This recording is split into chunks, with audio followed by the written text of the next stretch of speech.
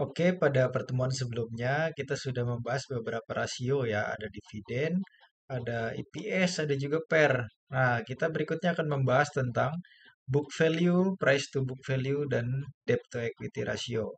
Nah, kembali lagi saya jelaskan bahwa rasio ini digunakan untuk membandingkan antara satu emiten dengan emiten lainnya di industri yang sama ya.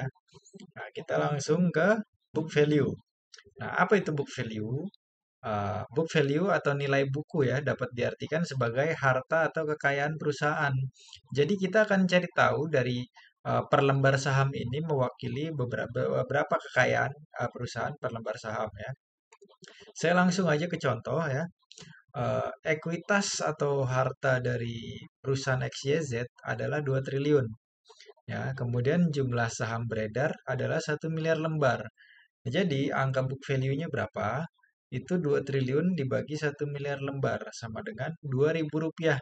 Nah, jadi setiap lembar saham ini kita punya gambaran mewakili Rp2.000 dari kekayaan perusahaan ya. Jadi nilai buku per saham dari XYZ adalah 2.000. Nah, angka 2.000 ini kemudian untuk apa? Untuk apa book value-nya? Kita akan ke rasio berikutnya yaitu price to book value. Jadi, book value tadi kita bandingkan dengan harga sahamnya saat ini. Nah, setelah mendapatkan book value, kita akan menghitung PBV ya. Nah, PBV untuk bertujuan mengetahui perbandingan antara harga saham saat ini dengan nilai bukunya. Nah, di sini rumusnya adalah harga saham dibagi book value ya. Jadi PBV rumusnya harga saham dibagi book value. Saya langsung ke contoh. Harga saham XYZ adalah Rp5.000. Nah, book value-nya adalah Rp2.000. Jadi PBV-nya sama dengan 5.000 dibagi 2.000 sama dengan 2,5. Jadi harga saham XYZ saat ini 2,5 kali dari book value-nya. Ya, jadi harga saham saat ini sudah 2,5 kali dari nilai bukunya. Itu murah atau mahal? Secara teori kalau book value atau price to book value di bawah satu itu masih murah. Tapi kalau di atas satu, itu bisa kita bilang mahal, tapi relatif kita bandingkan juga dengan saham dengan industri yang sama. Di sini saya kasih contoh perbandingan PBV antara Indofood, Unilever, Japfa, dan Mayora ya. Indofood price to book value-nya 0,9, Unilever 23 kali. Jadi PBV Indofood ini masih murah ya di bawah satu. Sedangkan jika kita bandingkan dengan Unilever, Unilever ini sudah sangat mahal. Sudah 23 kali ya, 23 kali lebih. Jadi saham Unilever ini 23 kali dari book value-nya. Sudah 23 kali lipat. Kemudian kalau kita bandingkan dengan Java dan Mayora, Indofood masih murah ya, masih 0,9, masih paling rendah. Jadi semakin rendah PBV ini bisa kita bilang semakin murah ya. Kalau dari hanya segi PBV aja, karena sebagai investor biasanya kita punya perbandingan rasio tuh ada beberapa. Nah, salah satunya PBV ya. Jadi secara PBV Indofood ini paling murah ya kalau kita menyukai rasio PBV. Nah, jadi kegunaan PBV itu ya seperti itu untuk mengetahui harga saham sekarang sudah berapa kali lipat dari nilai bukunya. Ya. Kemudian rasio yang berikutnya ada DER ya. Debt to equity ratio ini melihat besaran hutang dibandingkan dengan modal. Jadi kita membandingkan nih hutang sama modal lebih besar yang mana ya. Apabila DER lebih dari 1 atau 100%, berarti hutang perusahaan lebih besar dari kekayaan atau ekuitas perusahaan ya. Jadi kalau kalau DER-nya itu lebih dari 100% ya cenderung buruk ya karena resiko hutangnya tinggi.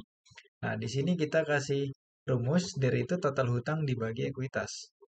Contohnya, misal total hutang PT XYZ adalah 1 triliun. Kemudian total ekuitas PT XYZ adalah 500 miliar. Nah, jadi DER-nya berapa? 1 triliun dibagi 500 miliar ya. 2 kali atau 200%. Jadi PT XYZ ini punya hutang 2 kali lipat dari ekuitasnya atau 200%. Secara teori sih ya tidak sehat ya. Jadi total hutang PT XYZ 2 kali dari ekuitasnya itu tidak sehat secara teori. Tapi dalam nyatanya, dalam fakta di lapangan, perusahaan-perusahaan seperti konstruksi dan perusahaan properti itu bergeraknya biasanya hutangnya memang besar karena mereka menjalankan proyek dengan hutang. Jadi ada perusahaan-perusahaan yang wajar bila hutangnya lebih dari kekayaan perusahaan. Nah, jadi ini kita kasih contoh perbandingan dari DER ya, perbandingan dari DER. Di sini Indofood punya DER 153%, Unilever 250%, Java 150%, dan Mayora cuma 67%. Jadi secara teori dari rasio DER, Mayora memiliki hutang paling rendah dibandingkan sektornya. Nah, berikut tadi adalah rasio-rasio yang umum digunakan ya untuk membandingkan harga saham. Jadi inti dari relative valuation itu adalah perbandingan harga saham sejenis. Nah, sedangkan umumnya valuasi itu dibagi dua ya, dua kategori. Yang pertama itu absolute valuation, menentukan harga wajar saham. Yang kedua itu relative valuation yang tadi kita gunakan ya, membandingkan suatu perusahaan dengan perusahaan lain itu relative valuation yang sudah kita lakukan tadi. Akan kita bahas absolute valuation ini di episode berikutnya ya. Sekali lagi e-book ini bisa teman-teman miliki ya dengan membeli dari Sekilas Market ya. Teman-teman bisa hubungi langsung customer service atau kontak dari Sekilas Market. Terima kasih.